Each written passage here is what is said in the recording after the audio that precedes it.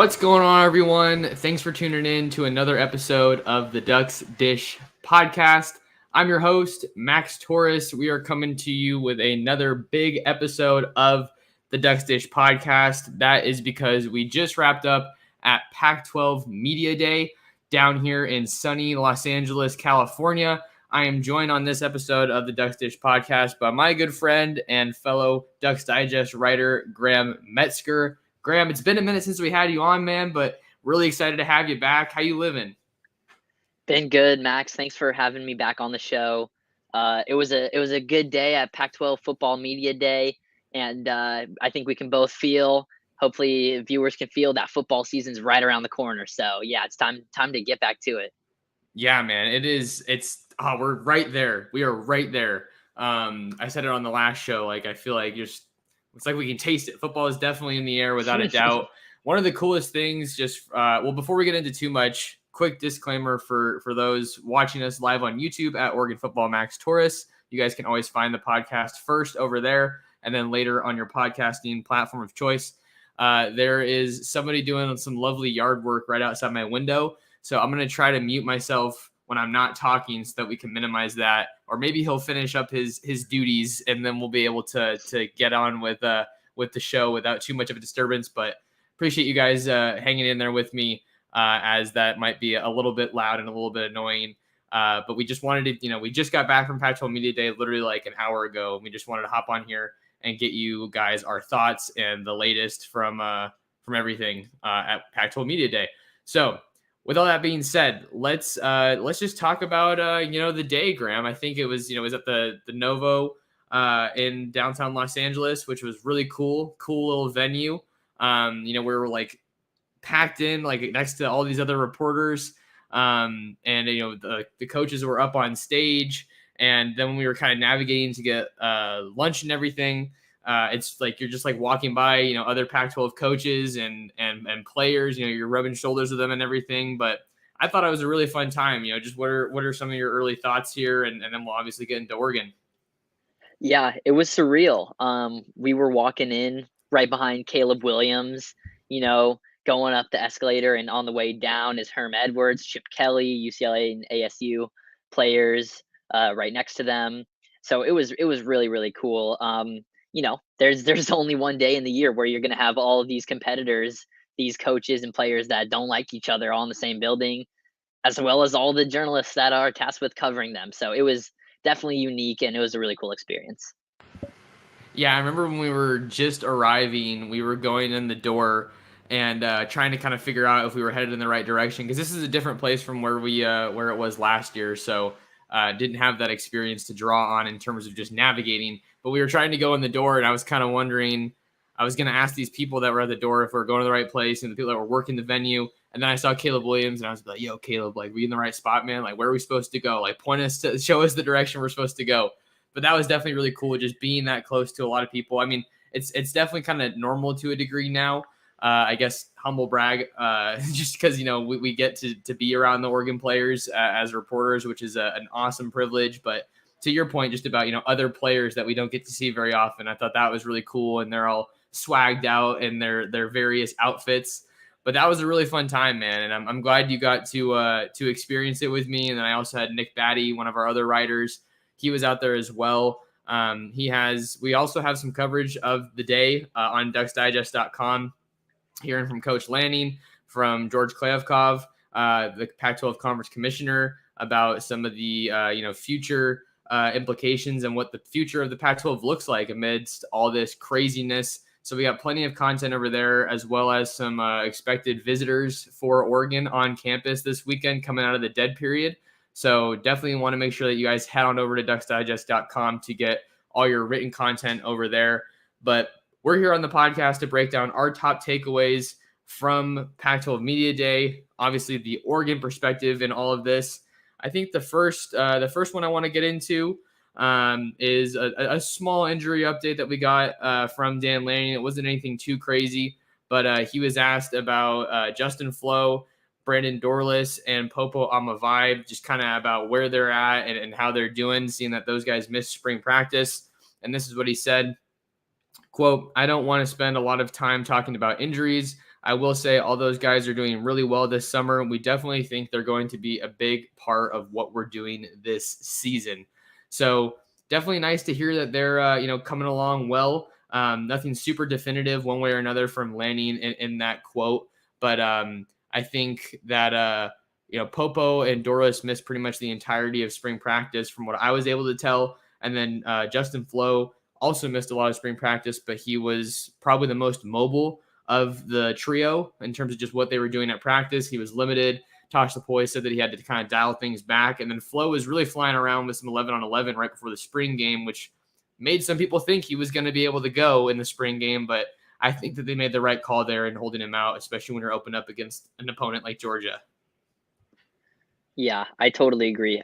Justin Flo, just because of his reputation around him as a very, very highly touted recruit, one of the top two, I think, in Oregon's recruiting history. There is just unlimited hype around him, I think, within Ducks fans and the Oregon football community. Um, you know, in the Fresno State game last year, 14 tackles, and then that's all we got to see for him of the season. Like, he looked amazing. He looked like everything that Ducks fans were looking for.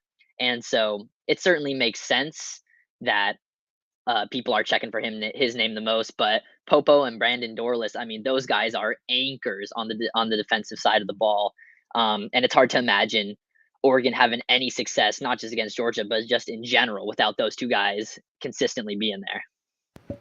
Yeah, those guys are absolutely going to be some pillars of Dan Lanning's defense and certainly Tony Tuiotti's defensive line. I think that you want to have those guys back, but at the same time, they did make some additions in the transfer portal along the defensive front, particularly in the interior. You have Casey Rogers and Jordan Riley following Tony Tuiotti from Nebraska out to Eugene, and then you also have Sam Taki Taimani.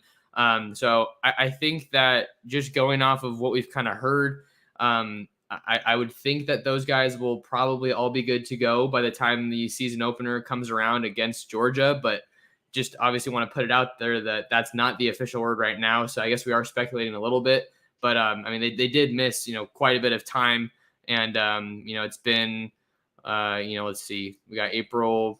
It's been just about 3 months since spring practice. So now that fall camp's getting underway, maybe we see them kind of start things slow in fall camp, and then maybe they gradually ramp it up. But right now, I would probably think that they're going to be good to go by the time the season comes around. So just wanted to hit on some of the some of the injury notes that we got. I'm sure we'll have plenty more when we're able to talk to Dan once fall camp gets underway. Let's see here. What else do we have on the agenda?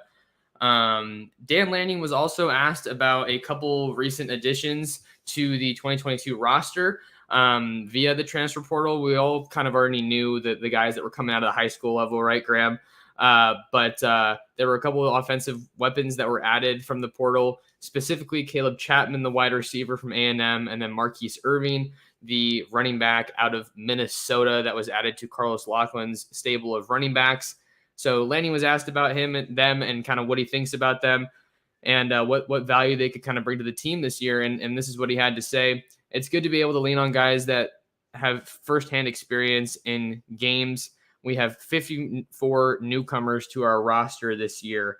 So what I was able to take away from that, Graham, is just that they saw that they're inexperienced at a couple spots, and what do you do to try to kind of bridge the gap? Is you go out and you get guys that have played a pretty decent amount of games. Definitely, I think that Oregon really had some serious losses in both of those positions. I think running back jumps off the page most. Travis Dye, everyone at Ducks Digest agreed he was the offensive MVP last season, just fantastic. After Verdell went down, and Verdell left as well to the NFL. Also in the wide receiver group, Devin Williams, he went off he's with the Ravens now. So it's really smart of Lanning and his staff to target these specific areas. And I've personally have been really, really impressed with the transfer portal and recruitment focus on wide receivers just recently. Just a lot of really quality talent at the receiver position coming into Oregon from recruits coming out of high school and also the transfers like Chapman and Chase Cota as well. Yeah, those are going to be some guys to keep an eye on for this year's squad. But to just stay on the wideouts for a second, Graham, I think I was kind of the belief that wide receiver was the position that had undergone the most transformation from a recruiting standpoint under Mario Cristobal. And then obviously Brian McClendon was the former wideouts coach for Oregon. We all know his path. He went out to Miami with Cristobal, and then Georgia came calling, his alma mater, and he couldn't say no. So now he's coaching with Kirby Smart and the Bulldogs. But that's what I think one of the storylines that has maybe flown under the radar a little bit under this new coaching staff is that the wide receiver recruiting really hasn't dropped off at all under Junior Adams.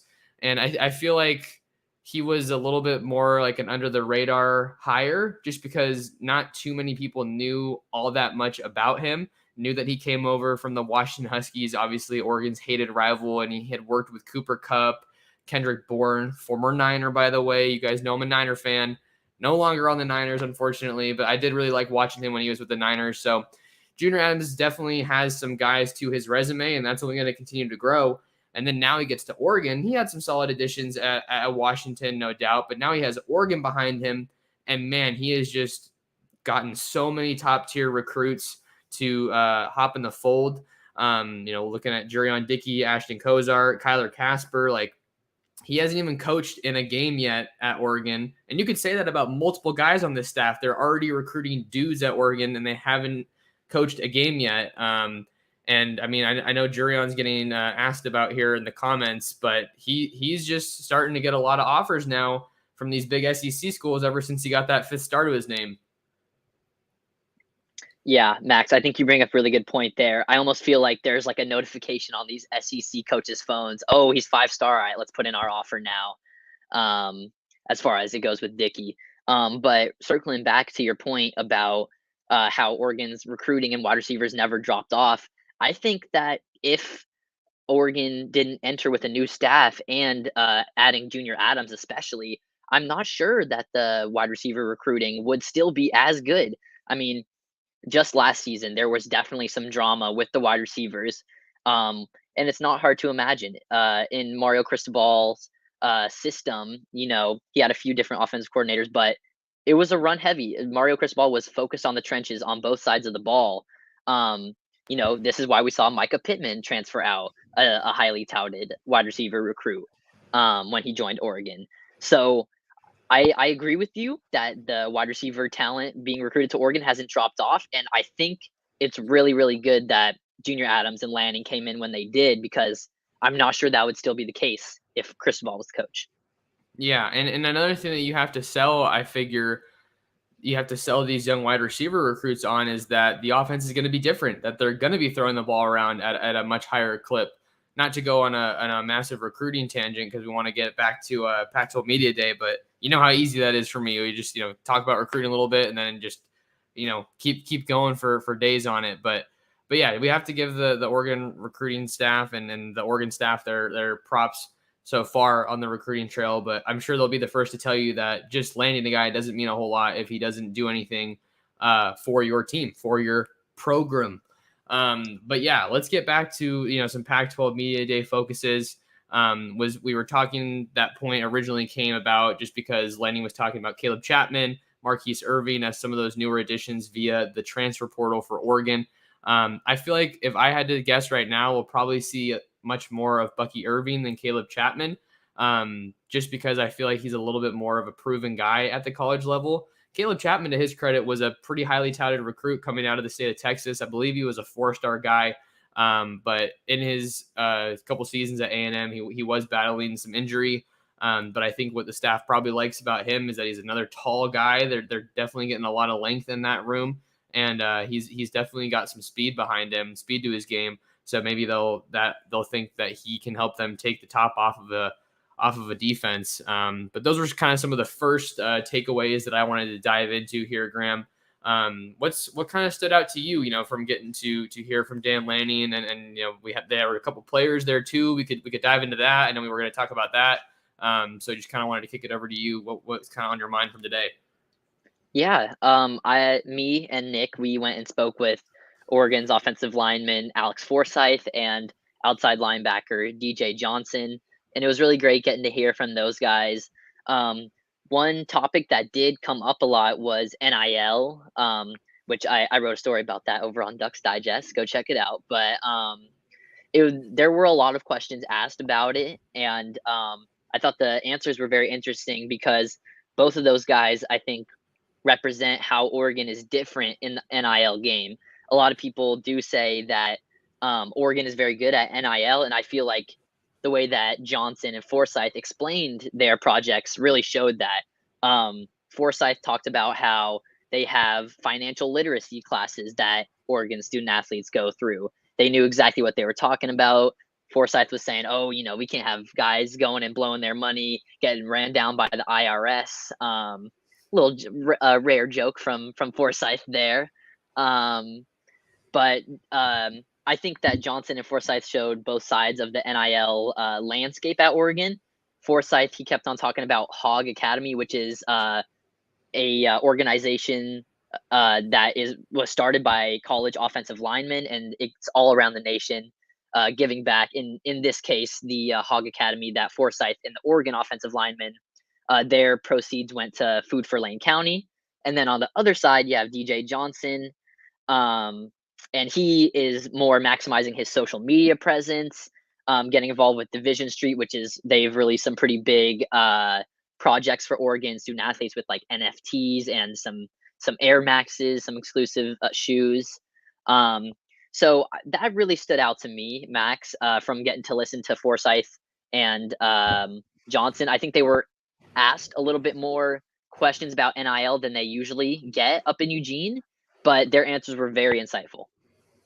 Yeah, I think that's one of the cool things about Pac-12 Media Day, is that not only do we get to talk to some other guys that we maybe normally wouldn't. I will admit that I didn't talk to a lot of different people today as far as other schools and everything, but there's other reporters that we're not used to seeing in Eugene, that are, they kind of get their shot at them and get to kind of pick their brains about various topics, and that was a continuing point that was kind of coming out throughout the day. I feel like every coach was getting asked about it. I didn't hear as much from the players because the coaches were, in that main area that we were all always able to listen to. But it was like so many times, like, with all the change that's happening in college athletics and college football and, the transfer portal and NIL, it's just stuff that's always had. There's so much change that's just being conference realignment that's just happening all at once. And I want to get back to what they said, but it just made me think about kind of a bigger picture thing that was surprising. We were listening to Herm Edwards, the Arizona State head coach, towards the end of our time at Pac-12 Media Day, and he was asked that question, and it was just really cool to listen to him because he just took that question and absolutely ran with it. And he was saying, "We're gonna," something along the lines, I'm paraphrasing here, "we're gonna be down the road talking about college athletics and college football, 20 years from now or whatever it is. And we're going to be saying, remember what was happening in 2022? There's going to be new reporters that are going to be asking questions and writing stories." He's like, there's going to be someone else sitting in this seat, a new coach. There's going to be new players. There's always going to be this change. It goes back to that mantra that I think is pretty commonly said: the only constant in life is change. But he's saying, that's life. You just got to deal with it. Whatever's thrown your way. So I thought that was kind of cool to hear from a coach that I don't get to hear from very often, just along the lines of everything that's changing in the era of college football and college athletics. Obviously that point going back to what you had to say from hearing Alex and DJ talk. Yeah, it's something that all schools are reacting to and reacting to very differently. And it was cool to see that Oregon's student athletes, not even the coaches, talking about it. It was really cool to see the student athletes be so informed about what was going on, because I feel like most people, myself even at times, is like, all right, what's going on with NIL? What's up with these big, deals that are floating around? So it was really cool to see Johnson and Forsyth be really on top of their name, image, and likeness, and just being really in control of how their name and how they profit off themselves is out there. And I really think that's what NIL was intended for in the first place. So it's cool to see athletes at Oregon, going different ways with it and using it how they like. Yeah, those were some two really unique examples because I think Alex Forsythe was calling DJ Johnson Mr. NIL. Yep. And because he's someone who's been at Oregon for a while, originally came out of high school in 2017, made his way out to Miami, then transferred back out west to play for Oregon. But he was also talking about just shedding more light on the realities of NIL because it's so wild. There were coaches that were saying, a lot of people think that NIL is just straight up pay for player, that it's being used to incentivize players to commit to certain schools. And maybe that is the case in some schools across the country. But, David Shaw, I remember he was very adamant about, trying to be a program that uses it the right way. And I feel like Stanford's absolutely one of those schools that can benefit from it. And just in terms of making an already attractive school that much more attractive, saying, we're not really worried about the NIL money and, the money that you can have now, but rather the money that comes down the road with a Stanford degree. But to go back to Johnson, he was shedding some light on just the reality of the situation, saying, it's nice because some of the NIL money, you might have to correct me here. It was just along the lines of the stipend that he had previously gotten and how that was kind of just about enough to pay for rent. But now with kind of what he's getting from name, image, and likeness deals, he's able to enjoy, a little bit better quality of life. So he made it sound like it wasn't, crazy money, but that's a thing that happens all across the country. People think that you're a big time recruit and you go to a big school and maybe you become a star at that school. But previously you really kind of at sometimes had to struggle to make ends meet in terms of just like the bare necessities, having enough money for some food or something like rent. So I thought that was just really cool to hear from DJ Johnson, who's growing his brand. He has 252,000 Instagram followers. I checked that today, and that was way higher than I was expecting. And then he recently started his YouTube channel that you wrote about, DJ Johnson TV, and that's already passed 15,000 subs. So I thought that was really cool insight to get from DJ as far as his experience with it, and we can talk some more about Forsythe as well. Yeah, DJ was really, really wise, I thought, when he spoke about how NIL really works in the real world. Because he did talk about one thing that he said that really caught my mind was just having a little bit better quality of life. And when you really think about the day to day of a college student athlete, it's jam packed. And he even said, yeah, there's no time for me to get a job during the football season when I'm practicing all day, working on my studies a little bit later, multiple practices in a day, games, travel. It's really so much on the plate that he has no time to go get a job like that if he wants to still be playing football. And Max, you were touching on it a little bit, but I really think that there's just such a misconception around how NIL is used, and like they really focus on like Caleb Williams' deal or Jaden Rashada's rumored deal and just the big numbers attached to it, but they don't really think how that money is being applied. Forsythe as well, he was saying, I think both of them they spoke about what they really wanted to purchase with their like NIL money. And DJ Johnson, he said he wanted to get a house and start to try and make some revenue in the real estate type of game like that. And Forsythe, he was like, oh, I'll just save it. I'll appreciate it when it's later in life. So going back to two different personalities, two practical real life applications of NIL deals. Yeah, and it's cool to hear these two guys speak on it because they're older players that have been around college football for a while. So they have a very firm grasp of what college football was like before the NIL era. And with DJ, it's cool to hear him say that about the real estate stuff because he's recently engaged. So he's getting ready to start that next chapter in his life. And he also talked about why he wanted to come back to Oregon. I think that was a little bit of what I caught at the end of his presser, just kind of saying, if I'm not a projected first rounder, then it's not much of a discussion for me. I'm kind of sold on coming back. And then for Forsythe, I thought it was cool that he was giving, donating some of his proceeds to Food for Lane County, because he also mentioned, we're not a position that gets a lot of flash as offensive linemen. So it's cool to hear that he's, putting that money back into the community to try to help people that need it the most, especially because he's a local. He's from Oregon.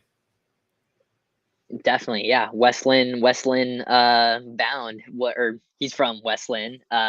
Alex Forsyth rather. Um, yeah, I thought that it was really cool to hear the both of them talk. Like Forsyth said, he doesn't really have a social media presence. He doesn't play a flashy position. Um, so he was just very, I felt, appreciative of the opportunities they have, and that Hog Academy, that was providing the benefits to Food for Lane County. That happens every year, and the Oregon offensive linemen, they always do it together. So I think that's another thing that might touch on a little bit later. But just hearing about how solid the Oregon offensive lineman group is, and it has been for years coming, but it's cool to see that tradition still going on and used in a good way. No doubt about it. We're getting all kinds of cool insight from Pac-12 Media Day. We're going to continue with our top takeaways from Oregon at Pac-12 Media Day in Los Angeles. We're going to step away for a quick ad break, and we will see you guys on the other side. Stick around.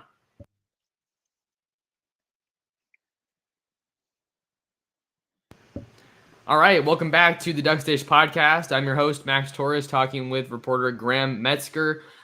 We just wrapped up at Pac-12 Media Day not too long ago, so we've had some time to let things, digest. Shout out to Ducks Digest, by the way.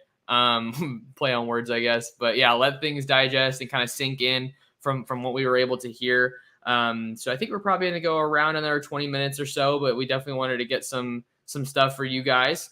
It was really cool, Graham. I got to ask Dan some questions at Pac-12 Media Day, and one of the things that I was asking him, maybe I used a few too many words for it, but I was just asking him, what will success look like for you and for the Ducks in 2022? Because one of the things that's really been on my mind going into this season is Landon gets his first head coaching job. Someone had to take a chance on him, and obviously it was Oregon.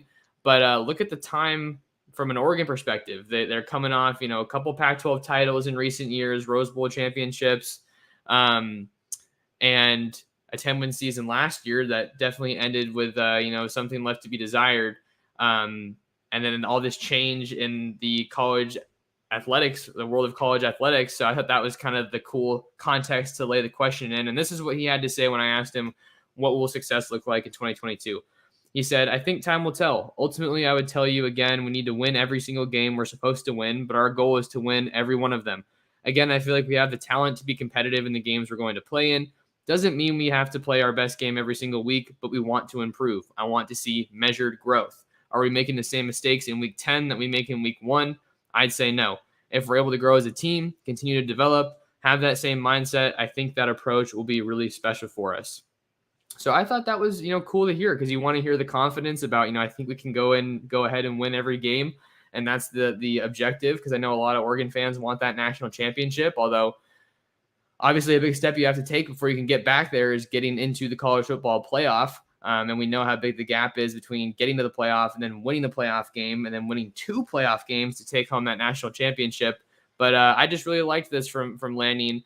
Very calculated in his approach, and is clearly someone who has a blueprint of what he wants to do. I remember he said when he got hired, he was keeping a list of names that he would want to hire on his staff if he ever got to be a head coach, and kind of what that would look like for him. So I thought this was really cool, and it's a confident but measured answer to what success will look like for his team this upcoming season.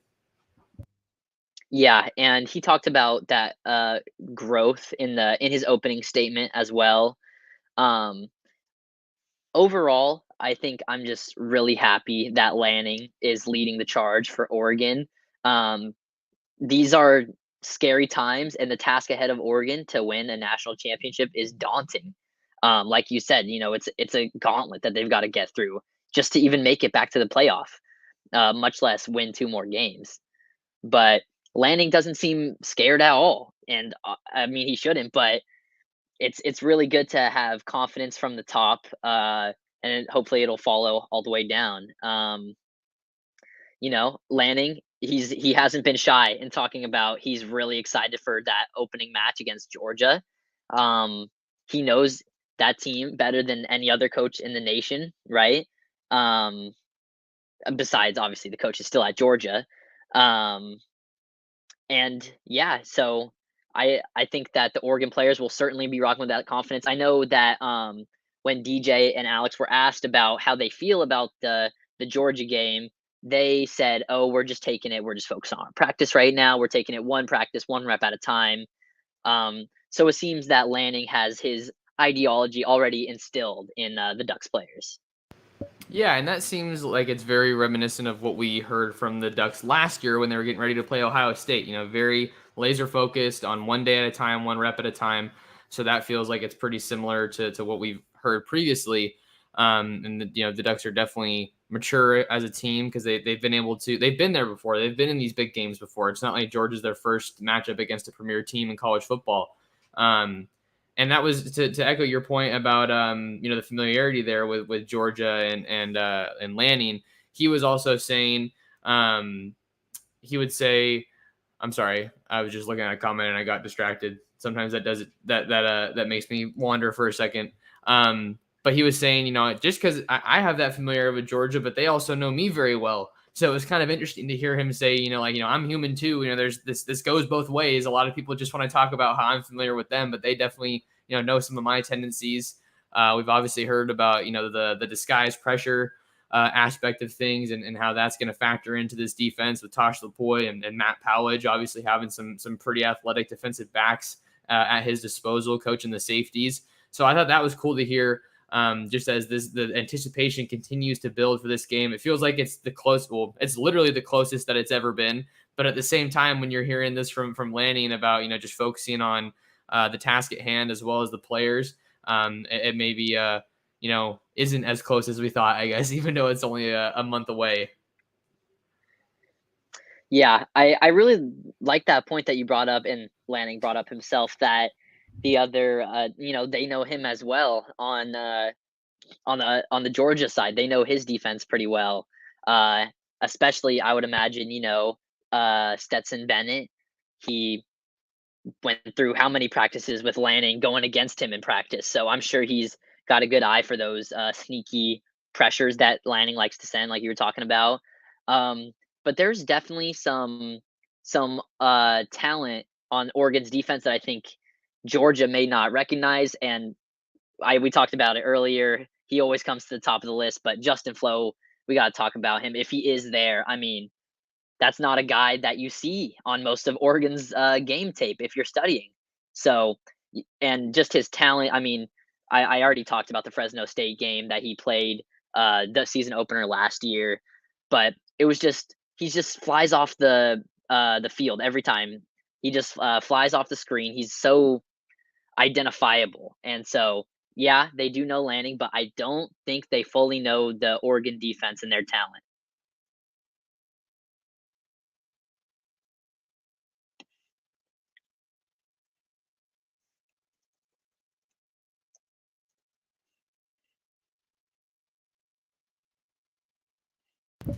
My bad. I had to mute it because of the construction. My bad. Okay, where was I? I was saying that even though you and I have been around the program, or should I say the program, we don't even necessarily know the full potential of this defense because guys have been hurt. Oregon was battling injuries all throughout the season, so we really don't know what that peak Oregon defense looks like, especially after losing so many pieces from last year.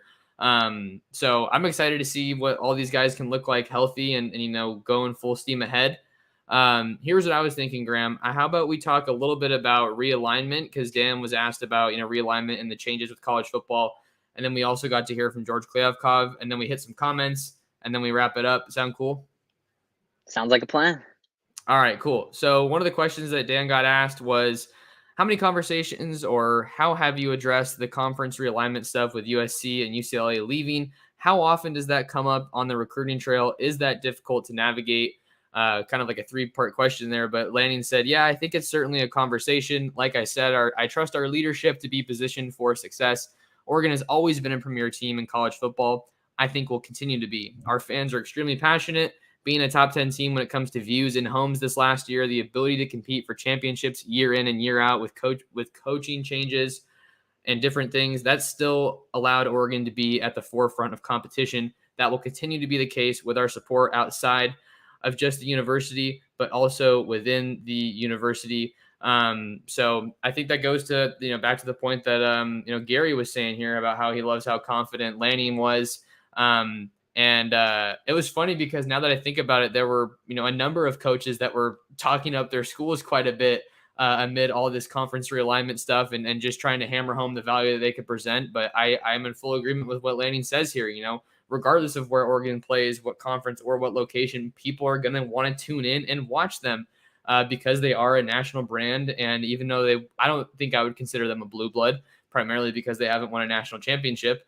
But people are going to want to watch them and they're going to have a seat at the table when you think about college football and, the direction that it's headed right now.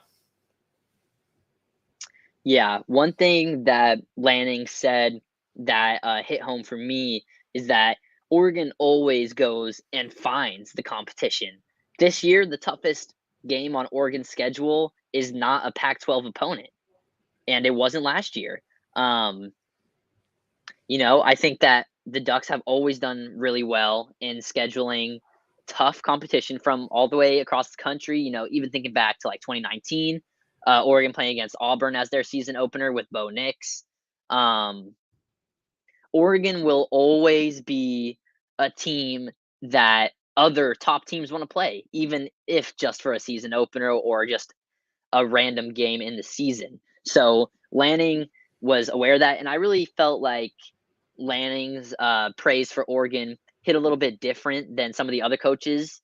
It could be biased, but the other coaches have been there. They're talking up their schools. We're the best. Pac-12 is a good conference. Lanning, I just felt like it was a little bit more genuine because he hasn't been a part of the Pac-12. His first Pac-12 Media Day, first season at Oregon, hasn't coached one game, and he still has that confidence, and he didn't waver at all, just like Gary was saying here. Yeah, and that was cool too because he got asked some bigger picture. Pac-12 questions, and he was saying, I can't speak to that because I haven't coached in the Pac-12 yet. I haven't played in the Pac-12 yet. So it is a very unique deal, but he's not the only person who hasn't. Well, I guess I was going to say Kalen DeBoer because he took over at Washington, but he's played some Pac-12 teams before, so he could probably speak to it a little bit more than he could. But yeah, to realignment real quick before we tackle some of these comments.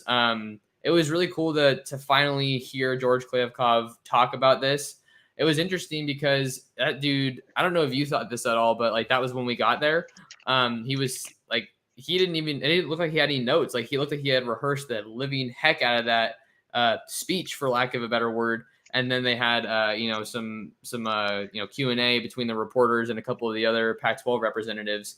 But one thing that he said was that, and Nick talked about this in his takeaways article, on the future of the Pac-12, was that whatever happens with the Pac-12, it looks like they're as they're doing new media rights negotiations, it's gonna be probably with some kind of major streaming service. He didn't name any specifics, but he was basically saying that to try to get the Pac-12 the exposure that it needs to still remain competitive and be healthy, that a major streaming partner is probably going to be the way to go, and that they're going to have a significant say in terms of, or more pull, I should say, with this upcoming media rights negotiations. Yeah, it felt like kind of a lot of new faces today at Pac-12 Football Media Day. People were asking Kliavkov, "Oh, how did we get in this position?" And he said, "I can't speak to the Pac-12 before you. When I just started as commissioner, he said, quote, we're behind. We have to close the gap in revenue." It wasn't him that opened that gap, and so I could just see some relation there between how Kliavkov was speaking. I can't speak for the Pac-12, and like how Lanning was speaking that same way. They're both new. Yeah, they are. So it's really fun. I think it just adds to the excitement of this upcoming season with all the new faces that we have around. And really, I have to go back and listen to more of that and watch more of that exchange with the Q&A, because there was just so much stuff being thrown around and so much at once. But let's hit on a couple of these questions before we get out of here. Questions and comments, I should say. This is actually one significant update that I didn't know until I got onto the show, and I had to look when you were talking. But one of Oregon's premier running back targets in the 2023 class, Richard Young, has announced his commitment to Alabama in a massive win for the Crimson Tide. You'll remember if you'll know if you follow recruiting that they landed Georgia legacy Justice Haynes, who's another top caliber running back in the 2023 class. So this was tough because it looked like Oregon was starting to pick up some momentum for Richard Young on the recruiting trail, even though he was all the way out there in Florida. But to a degree, it's not surprising just because Oregon has to overcome that distance, and those SEC programs are going to have a better shot just purely based on location, frequency of visits, and those SEC programs have a very accomplished history. And I mean, what more do you need to say when it's Alabama? So the Ducks are going to have to shift their priorities here a little bit at running back. I know Jeremiah Love's another guy that they've been pretty high on this cycle, but that's something I'm going to have to look into a little bit more. Tough blow for Oregon, missing out on Richard Young, a guy that they didn't realistically look like they had a shot at, a couple months ago. But credit to Carlos Loughlin and the staff really turning up the heat and landing in his top three and being legitimate contenders here. Yeah. I think even just today when we were at media day, we were starting to feel a little bit more that Richard Young might be feeling a little the Ducks, but it just it goes to show you that Alabama is still Alabama. Whatever happens with realignment, with NIL, all this stuff that we love to talk all day about, Alabama is still Alabama. Saban's still Saban. And if they really put their mind to it and they want a recruit, I don't know if there's too many schools that can really do anything to stop it. And I think Oregon here, no credit for not getting the guy, I guess, but they were in this battle all the way to the end with two of the strongest recruiting schools in the nation. Absolutely. I think that Bama is one of the handful of schools that can just turn it on and flip the switch and okay, yeah, let's start recruiting and putting the press on these guys. So not a huge surprise, but definitely a significant update that we wanted to touch on. For you guys here in the live chat, sorry, we're getting some suspicious links in the live chat, so I always try to keep an eye on that and block those. Lots of spam, inappropriate stuff that have no business on my channel or anywhere on the internet. So appreciate you guys hanging in there with me. Let's see here. Looks like Jurion Dickey was being asked about. He's getting a lot of SEC offers. The most recent one, I believe, was Georgia today. And then I think A&M was one earlier this week. I don't know. So see me on the big screen is asking about him posting the offers, saying, I know it's a verbal commit, but doesn't seem like he's 100% in. I don't want to speculate. I think, like we were talking about a little bit earlier, a lot of these SEC programs are taking a closer look now that Dickey has that 5-star next to his name. But so I don't want to speak on him not being 100% because I don't want to speculate on his commitment. But to his credit and to Oregon's credit, Oregon's been in his corner for a long, long time. They were riding with him and showing him that faith with a scholarship offer before all this happened. So I think that really speaks volumes in recruiting as far as just saying, hey, we've been rocking with you. We believed in you when some of these other schools hadn't offered you just yet. And then he's a Bay Area guy. Junior Adams is a Bay Area guy. We all know how much Jurion loves the outdoors and fishing, and that's definitely something he'll be able to do at Oregon. So I think it's something to monitor, sure, because verbal commitments are just that until you sign the dotted line. So Oregon's well aware that these offers are coming in, and I know that they're going to do their homework and keep recruiting them very, very hard. I totally agree with you, Max. We were talking a little bit earlier. I was joking that, when that 5-star comes through on a recruit, these SEC coaches, they get the little notification on their phone. I think that, like you said, Dickey, he has that Bay Area tie, and I don't see any school on the West Coast being more competitive or really competing for Jurion Dickey more than Oregon already has. So as if Dickey does switch up from Oregon, he'll be going far away from home. I don't know how likely that is. Obviously, it's disheartening to see your new 5-star commit post about Georgia, Texas A&M. He was in Miami this weekend. But I think that the Junior Adams connection is really big for Dickey. And Max, something we talked about in person today is Oregon's quarterback situation coming for the next years. All right. Bo Nix is obviously here this year, but next year you're looking at a quarterback room as of now that has Dante Moore, Ty Thompson, and Butters. That's a better quarterback room than a lot of other colleges in the nation are offering for next year. So I think that's a really big deal for Dickey and some of the other wide receiver commits like Kozar that will be eventually heading to Oregon, hopefully.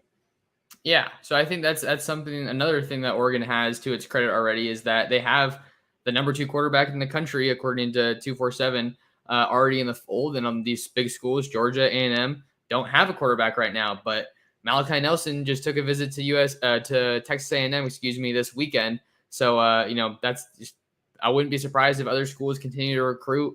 I mean, other schools, just because you commit does not mean that other schools aren't going to come after you still. So that's certainly an interesting thing to touch on. Again, don't want to speculate on Jurion's commitment. He's done nothing to suggest that he's not gonna stick with his commitment. So I definitely don't want to speculate on where he's at with things, but he's still committed, and I know that Oregon's going to continue to recruit him. We have one really cool question that I wanted to hit on before we get out of here, Graham. Is that cool with you? Just one more? Of course. All right, cool. Yeah. Christopher says, Max, if you weren't a reporter, but as a fan, would you rather have access to attend every practice in 0 games, or go to every game but have 0 access to any practices? I'd rather see practices over games.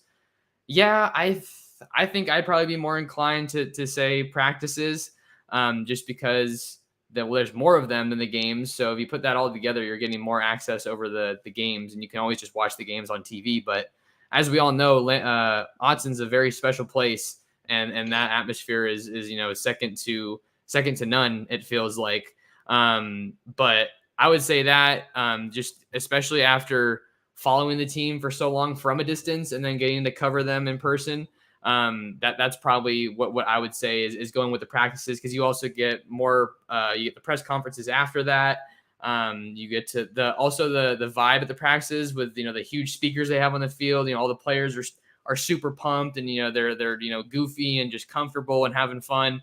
And then you also get to see other instances like Carlos Laughlin, yelling at some of his players to do a drill the right way, or do something harder, and like that fired me up. I guess as a fan, you don't necessarily want to see that because maybe it means they have to correct something here or there, but that fired me up, and that was like one of my earliest memories with Coach Locke. Yeah, as a journalist, I want to say practices, just because you get a lot of exclusive stuff that you won't see behind the scenes. But if I'm missing every game, I'm gonna miss the national championship. I can't miss that. When that day finally comes, best believe I'm gonna be in that stadium. So I definitely see where you're coming from, Christopher, but give me the games every time. All right, there you go. So Graham switching it up a little bit. Shout out Anton. We are a program podcast. But yeah, no, we didn't get to everything, but man, that really flew by, Graham. So we're gonna go ahead and wind down here. But Graham, where can people find more of you outside the podcast? Yeah, make sure to come find me on my Twitter. I always mess up the point. It's right there. You see my little name, Graham Metzker on Twitter. I retweet all my articles, my Ducks Dish stuff with Max. It's football season, guys. It's right around the corner, so you got to be updated on your Ducks Digest. Absolutely, yeah. If you guys aren't tapped in with Graham already, you got to follow him, because he's going to be covering the heck out of the Oregon football team this year, hitting a lot of practices and games for Ducks Digest. So got to give him a shout out. It was really fun to cover Pac-12 Media Day with him today. If you guys want to find more of me, you can follow me on Twitter at mtorresports.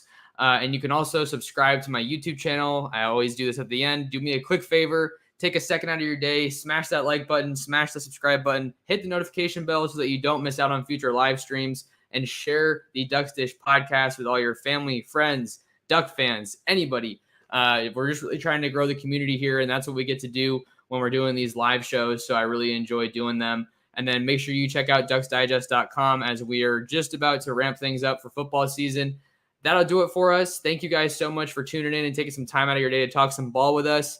This has been another episode of the Ducks Dish Podcast.